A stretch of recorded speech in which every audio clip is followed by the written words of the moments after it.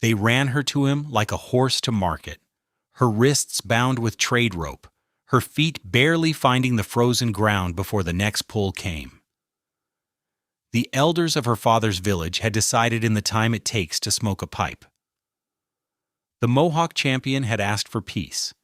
Peace required a woman. The woman was her. Her name was Nora. She had not been consulted. The forest opened into a clearing where smoke rose from 3 longhouses in slow gray columns, and a man stood waiting near the tree line with his arms at his sides. She saw him before she saw anything else.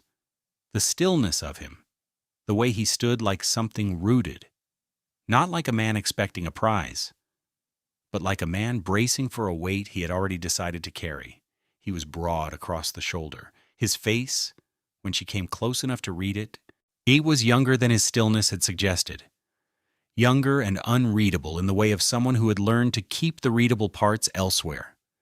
The elder who had led her spoke words in the trade tongue she half understood. Something about honor. Something about alliance. The rope at her wrists was handed to the man. Tewa, they called him. Tewa, who had earned his standing with blood and patience.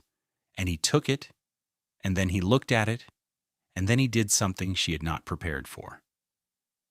He cut it.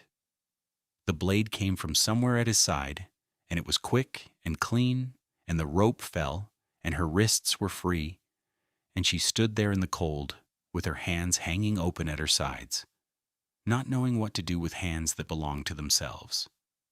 He did not smile. He did not speak.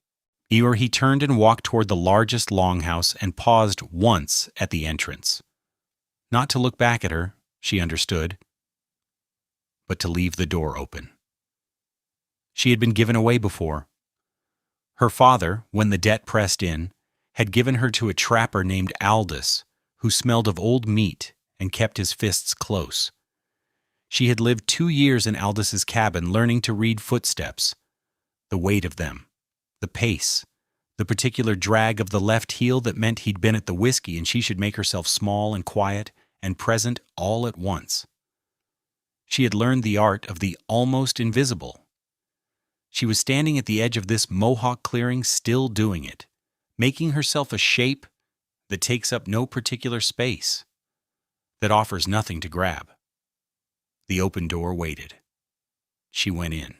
The longhouse was warm in the way of many bodies, and long winters accommodated to each other. She counted 7 people without appearing to count. An old woman at the fire, 2 younger women working hides, 3 children who stopped to look at her openly with the frank assessment of children, and a man with gray at his temples who did not look up from what he was repairing. Tewa had already crossed to the far end and was speaking in low tones with the gray-templed man. No one approached her with rope. No one pointed to a corner. The old woman at the fire said something and gestured. There was a place to sit. There was something in a clay vessel that smelled of meat and dried herb. Nora sat because her legs were done, and she ate because her body required it, and she kept her eyes moving the way she always kept her eyes moving. She looked for the exits. 2. She looked for where the weapons were stored. She could not tell. She looked at Tewa across the length of the longhouse and found that he was not looking at her at all. He was listening to the gray-templed man with a concentration so complete it excluded everything else in the room. She had expected to be watched. She had expected the particular kind of watching that preceded something. This was not that. One of the younger women came and sat near her. Not beside her, but near, close enough to be company without crowding, and held out a piece of worked hide and a bone needle without explanation, as though the offer was self-evident, as though Nora was simply a woman who had arrived and might want something to do with her hands. She took the hide. She took the needle. The work steadied her in the way work always had. Outside, the wind came off the tree line in long, cold waves. Inside, the fire moved. The children returned to their game. The old woman murmured something low and rhythmic that was either a song or a prayer or both. Nora worked the hide and waited for the cruelty she knew was coming. It did not come that night, or the next. On the third morning, Tewa came to where she was sitting outside the longhouse in the weak winter light and set a pair of moccasins beside her, soft-soled, beaded at the toe in red and black, and said in English that surprised her with its plainness, "Your boots are failing." She looked at her boots. They were. The left sole had been separating for a week, and she had been packing the gap with torn cloth. She said nothing. She looked at the moccasins. That they were my sister's," he said. "She has others." He did not wait for her to thank him. He walked toward the horses. She put them on. They fit. She sat with the fact of that someone had looked at her feet and thought about what they needed. And the place at the base of her throat where she had been holding her breath since the rope was first put on her wrists did something it had not done in 2 years. It did not let go. But it loosened, fractionally, like a knot worked once. The snow came serious in the 4th week, the kind that meant everyone worked or everyone suffered. Tewa organized the younger men for wood. The women worked at food stores. Nora was given a task without ceremony. The old woman, whose name she had learned was Kahawi, and pointed at the corn and pointed at the grinding stone, and that was the whole of the instruction. She ground corn. Her arms ached. Kahawi worked beside her and corrected the angle of her wrists once, wordlessly, by simply adjusting them, and that was also the whole of that lesson. By midday, Tewa came in from the woodwork, with snow in his hair, and cold coming off him like a second skin, and Kahawi handed him something hot, and he stood near the fire to drink it, and Nora watched him. She was always watching. She could not stop watching, and saw the way the warmth reached him, the way his shoulders released, the way he turned the cup in his hands with a particular care, the kind of care a person applies to a thing they have gone without. He caught her looking. She did not look away. Looking away had always cost more than holding, and he did not look away either.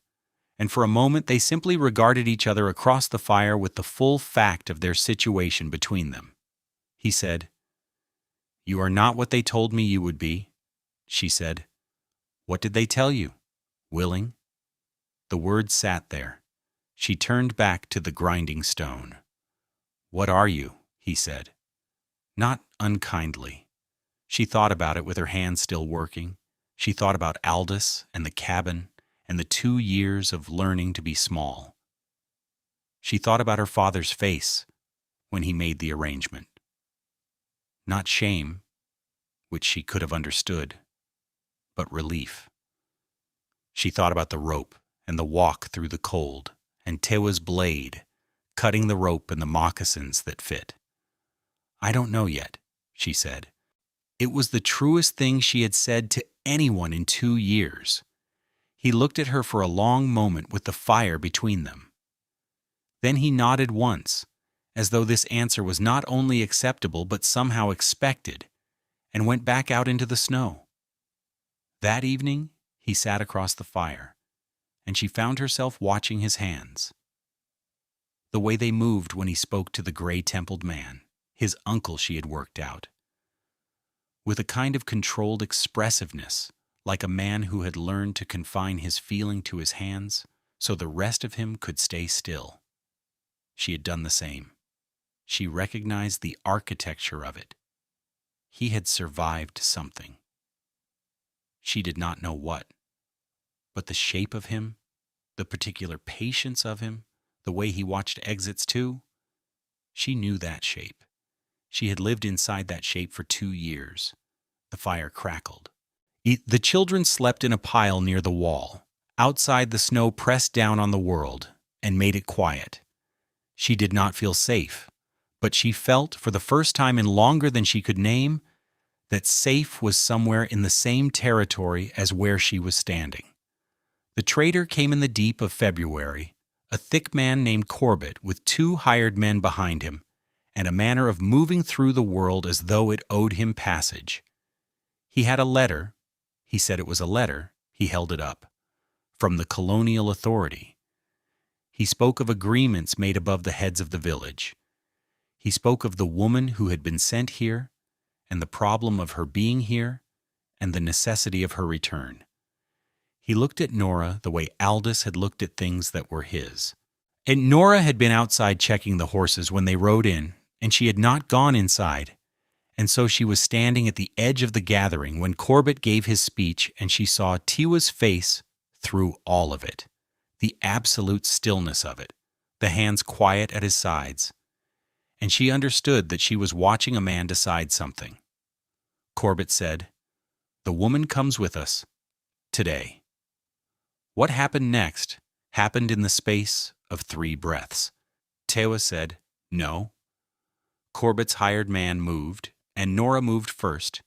She had crossed the clearing without deciding to cross it, something in her legs deciding before anything else did, and she was between the hired man and Tewa when she stopped, which was not a position she had planned, but it was the position her body had chosen, and she held it. Everyone went still.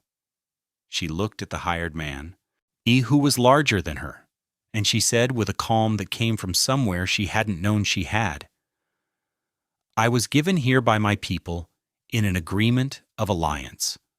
I am not property to be collected. I am a woman, in the place I was sent to be." Corbett's face went through several things. He said, "You want to stay? With them?"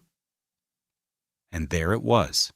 The question she had not known was coming, which was also the question she had been living toward for 8 weeks without knowing it. Her wrists, she noticed, were completely loose at her sides. Her jaw, which had been locked since the morning her father told her what was happening, had, at some point in the last few weeks, she could not say when, unlocked. She said, "I want to stay." Not because she had been told to, not because she had been given no choice. Because in the space between the grinding stone and the moccasins that fit, and a man who cut the rope and looked at nothing like ownership, something in her had quietly, without announcement, arrived.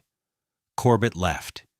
He took his letter and his hired men, and the particular shape of his contempt, and he left. And the sound of his horses faded into the tree line, and the village came back to itself around her. She was still standing in the middle of the clearing when Tewa came to stand beside her. Not close, beside. She said, "You were going to fight them?" He said, "Yes." She said, "You didn't have to. I spoke." He was quiet for a moment. Then, "I know. I saw." She turned to look at him. His face was still, but something in it had changed in the way that things change when a decision has been made, and the making of it has cost something real. She said, "What did they tell you about yourself before they sent you to be the fierce one? What did they tell you were?" He looked at the tree line where Corbett had gone. He said, "Useful." The word fell between them with the same weight her word had carried, some weeks ago, in a different conversation about who they were. She nodded once. She understood that.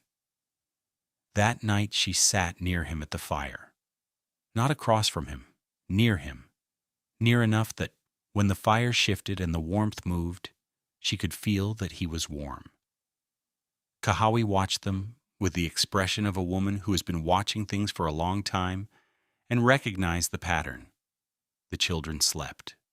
The snow outside had stopped. She did not know what the next weeks would bring. She did not know what the colonial authority would try next, or what her father would do when word returned to him, or what name she would have in a year.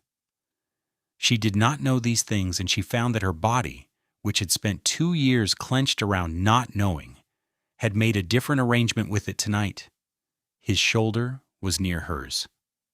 Near enough. She turned her back to the door of the longhouse, fully, without calculation, the way she had not been able to turn her back to any door since Aldous, and she let herself look at the fire. The fire was ordinary and warm and real. She looked at it for a long time.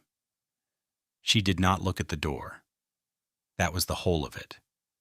That was everything.